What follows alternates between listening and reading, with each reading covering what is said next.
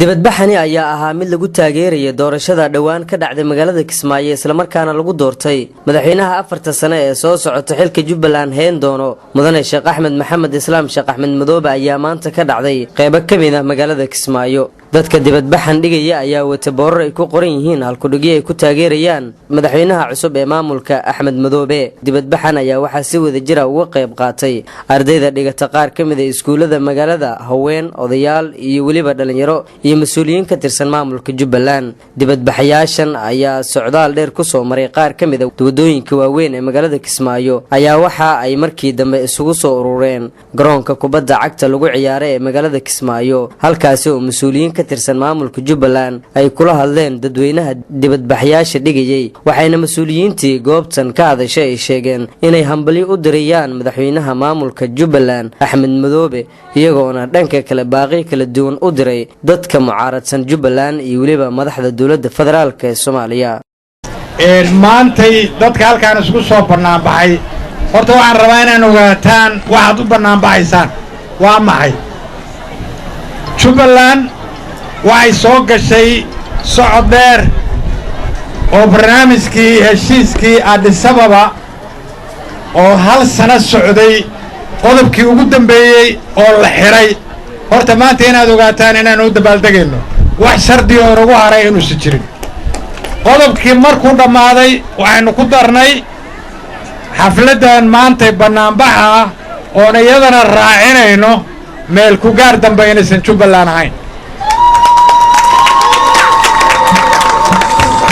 inta iyada marka muhiimadda ay leedahay waad garanaysaan.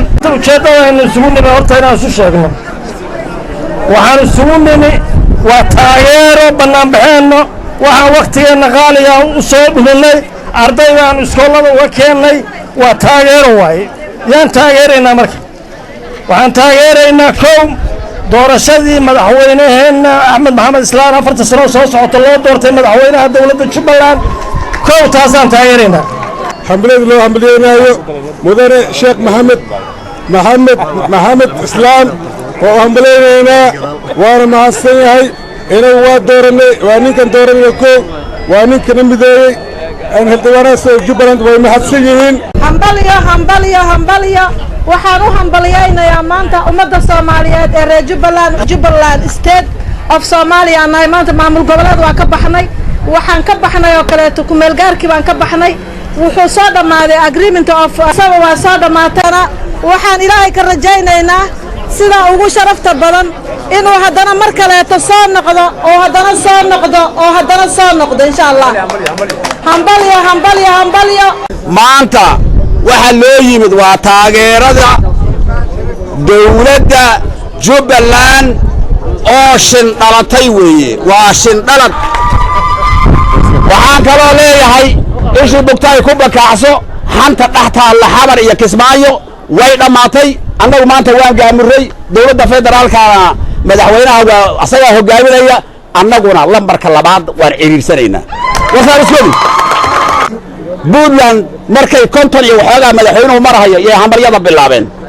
waxaan jeclahay gobolada isha isku haya hambalyada hafidiyaan. haddaad fiirsaan alxamdulillah, haddaad fiiriyaan rabbil caalamiin.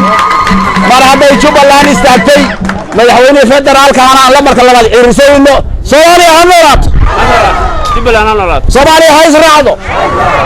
dastuurka Soomaaliya ninkii meelaha dhaca ha dhaco.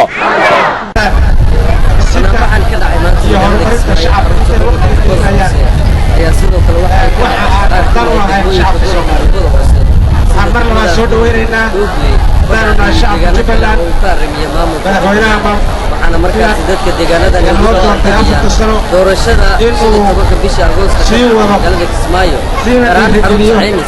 wadadii uu jeexayna madaxweynaha dhammaan mas'uuliyiinta Soomaaliyeed hadana yimaadaan samir iyo Maxamed Degene.